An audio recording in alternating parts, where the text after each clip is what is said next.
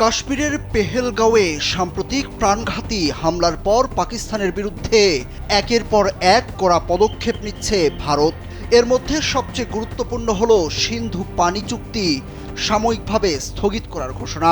তবে পাকিস্তানের প্রতিরক্ষা মন্ত্রী খাজা আসিফ এই সিদ্ধান্তকে আন্তর্জাতিক আইন লঙ্ঘন বলে উল্লেখ করেছেন।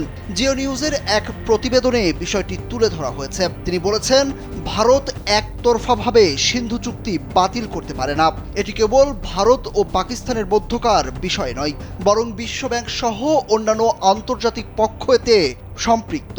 বুধবার জিও নিউজের টকশোতে অংশ নিয়ে খাজা আসিফ বলেন, ভারত যদি অভ্যন্তরীণ রাজনৈতিক চাপ থেকে এমন সিদ্ধান্ত নেয়, তাহলে পাকিস্তানও প্রয়োজন অনুযায়ী উপযুক্ত জবাব দিতে প্রস্তুত রয়েছে।